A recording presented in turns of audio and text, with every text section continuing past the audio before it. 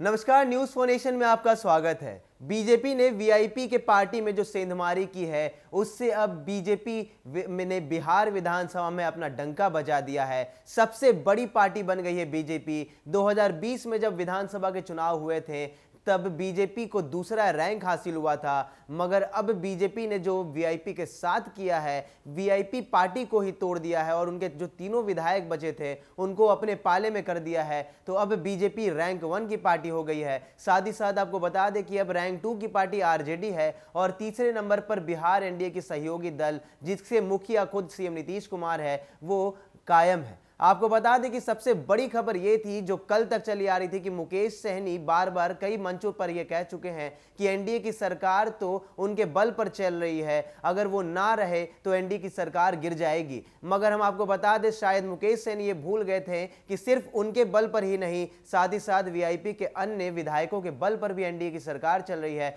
और भाजपा ने यही वीक पॉइंट पकड़ लिया। भाजपा ने उनके तीनों विधायकों को अपने पाले में करके एनडीए की सरकार को बचा लिया है। सबसे बड़ी खबर हम आपको बता दें कि अब जो आंकड़े सामने आ रहे हैं उससे साफ हो गया है कि अब अगर जीतन राम मांझी के साथ साथ जो एक निर्दलीय विधायक है जिसने बिहार एनडीए की सरकार को समर्थन दिया हुआ है, वो भी अपना पक्ष खींच लेते हैं, तब भी बिहार में सरकार नहीं गिरेगी। साफ हो गया है, आसमान भी साफ हो गया है कि अब बिहार में बिहार एनडीए की जो सरकार है वो अब और मजबूत हो गई है, चाहे जीतन राम मांझी उनके साथ रहे या ना रहे। आपको बता दें कि मुकेश सहनी ने जो गलती लगातार वो दोहरा रहे थे, उत्तर प्रदेश में पहले वो चुनाव लड़ते हैं, भाजपा के कई सांसद और विधायक उन्हें मना करते हैं कि उत्तर प्रदेश में आप चुनाव ना लड़िए, समर्थन कीजिए भाजपा का, मगर वो ऐसा ना करते हैं। तो जिसके बाद भाजपा ने उन्हें गहरी चोट दी है, उनके तीनों विधायकों को अपने पाले में कर लिया है। मगर सवाल सबसे बड़ा यही उठ रहा था कि कई सार्वजनिक मंचों से मुकेश सहनी ने यह बात कही थी कि हमारे ही बदौलत बिहार एनडीए की सरकार है।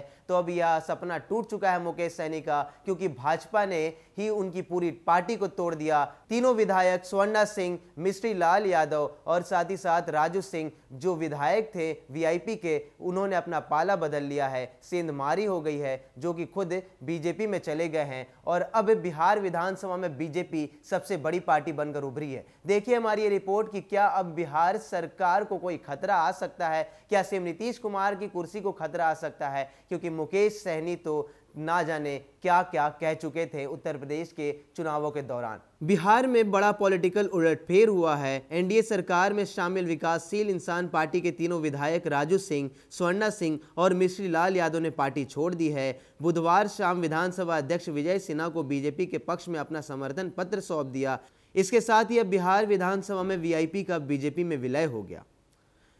अब तक मुकेश सहनी अपने दल के विधायकों के समर्थन को लेकर एनडीए की सरकार को धमकी देते थे कि अगर समर्थन वापस ले लेंगे तो सरकार गिर जाएगी, लेकिन बीजेपी के इस पासे से वो भौचक्का रह गए हैं। इसके बाद वह कुछ नहीं कर सकेंगे। बिहार में सरकार बनाने के लिए 122 विधायकों का समर्थन जरूरी है। अब एनडीए के पास 127 विधायकों का समर्थन प्राप्त है। इसके अलावा अगर हम के जीतन राम मांझी और एक निर्दलीय विधायक भी समर्थन वापस ले लेते हैं तो भी एनडीए की सरकार पूरी तरह सुरक्षित रहेगी।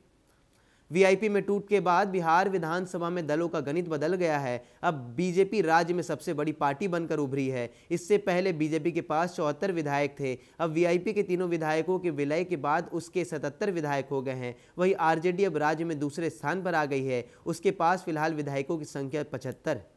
वीआईपी सुप्रीमो मुकेश सहनी का क्या होगा? राजनीतिक कार्यकर्ता बिहार की राजनीति में उपजे सवाल पर सबसे अधिक चर्चा कर रहे हैं। सहनी का एमएलसी का कार्यकाल 21 जुलाई 2022 को खत्म हो रहा है। विनोद नारायण झा बेनीपट्टी से विधानसभा चुनाव जीते थे और उसके बाद उन्होंने विधान परिषद की सदस्यता छोड़ दी थी। इसी सीट पर सहनी को बीजेपी ने एमएलसी बनाया था, जबकि वह 6 साल यानी पूरे टर्म वाली सीट चाहते थे, लेकिन भाजपा ने छोटे कूपन वाली सीट देना ही मुनासिब समझा। तो उत्तर प्रदेश विधानसभा चुनावों के दौरान मुकेश सहनी ने कई सार्वजनिक मंचों से यह कहा था कि बिहार में तो जो सरकार चल रही है वो वीआईपी की बदौलत चल रही है, मगर कल बीजेपी ने जो खेल खेला है, जो सेंधमारी कर दी है वीआईपी की पार्टी में, उससे साफ हो गया है कि अब मुकेश सहनी का अस्तित्व कहीं नहीं नजर आ रहा है। उन्हें जो छोटा कूपन दिया गया था, रिचार्ज कूपन ही कह लें, कि विधान परिषद की जो एक कुर्सी दे दी गई थी मुकेश सहनी को, वो भी 21 जुलाई को उनका कार्यकाल खत्म हो रहा है, जिससे यह साफ हो गया है कि इसके पहले तक मुकेश सहनी का मंत्री बने रहना आसान नहीं होगा,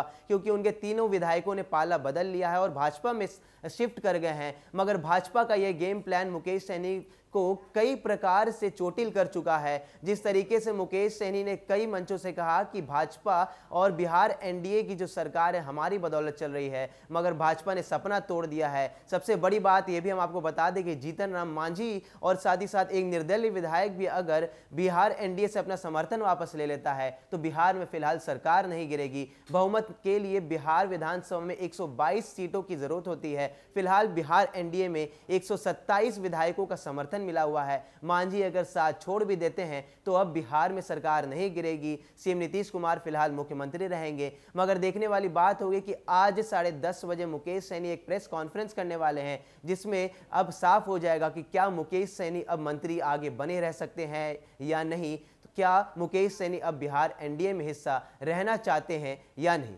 लगातार खबरों में बने रहने के लिए आप देखते रहिए न्यूज़4नेशन। नमस्कार।